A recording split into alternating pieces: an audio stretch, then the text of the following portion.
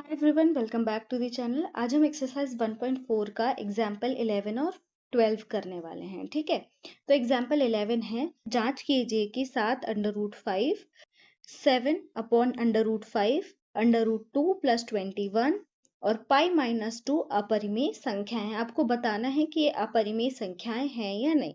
तो सबसे पहले हम देखते हैं 7 अंडर रूट 5 को। ठीक है, तो अंडर रूट 5 क्या है? एक अपरिमेय संख्या है।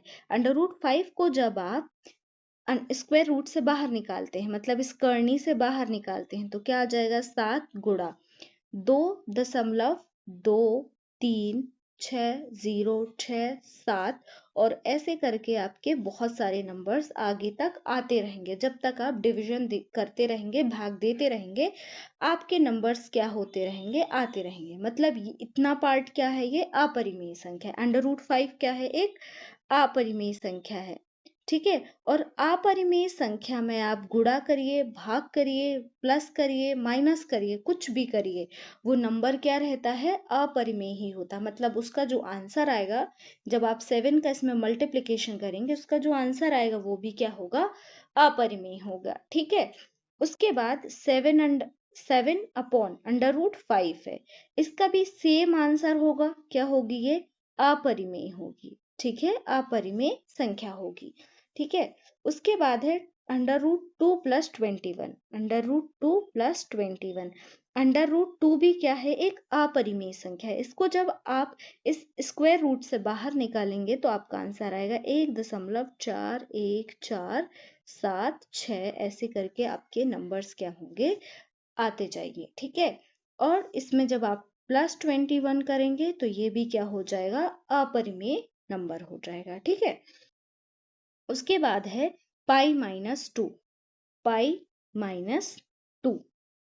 पाई भी क्या है? एक अपरिमेय संख्या है। क्या है? अपरिमेय संख्या। जब आप पाई को भी 22/7 के रूप में जब भाग देंगे तो इसका आंसर भी क्या आ जाएगा? 3.1 करके कुछ ऐसे ये रिपीट होते जाएंगे। ठीक है, ये भाग आपका चलता जाएगा।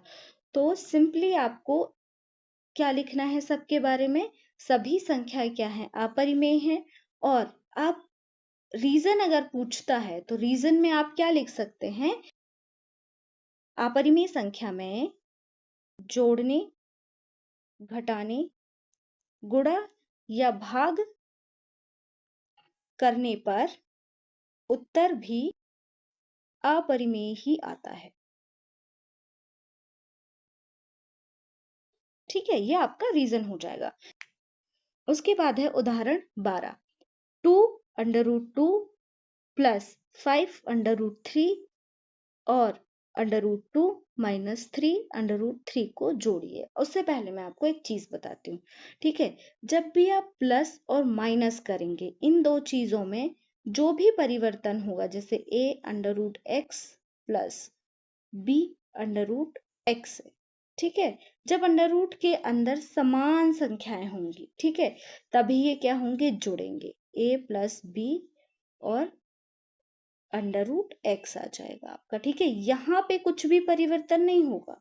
मतलब प्लस और माइनस में आप हमेशा याद रखिए, प्लस और माइनस में अंडर रूट के बाहर परिवर्तन होता है, अंडर रूट के अंदर परिवर्तन नहीं होता है।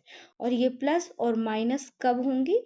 जब अंडर रूट के अंदर समान संख्या हो। ठीक है, अगर अंडर रूट के अंदर असमान संख्याएं हैं तो उनका भी प्लस या माइनस नहीं होगा, फिर यही आपका आंसर होगा। ठीक है, जब आप इस तरीके के क्वेश्चन करेंगे तो और चीजें क्लियर होंगी। ठीक है, पर वहीं जब आप गुणा और भाग करते हैं तो अंडर रूट के अंदर और अंडर रूट के बाहर दोनों जगह परिवर्तन होता है। ठीक है, और यहाँ पे असमान संख्याएं नहीं भी हैं तो भी भाग और मल्टीप्लिकेशन हो जाता है। ठीक है, जैसे नॉर्मल संख्याओं का मल्टीप्लिकेशन होता है, वैसे इनका मल्टीप्लिकेशन हो जाता है। ठीक है, अब हम इसको सॉल्व करते हैं तो आपको और भी क्लियर होगा। हल 2 under root 2 plus 5 under root 3 और इनको जोड़ना है। प्लस का निशान लगा देंगे क्योंकि इसमें क्या लिखा? जोड़ना।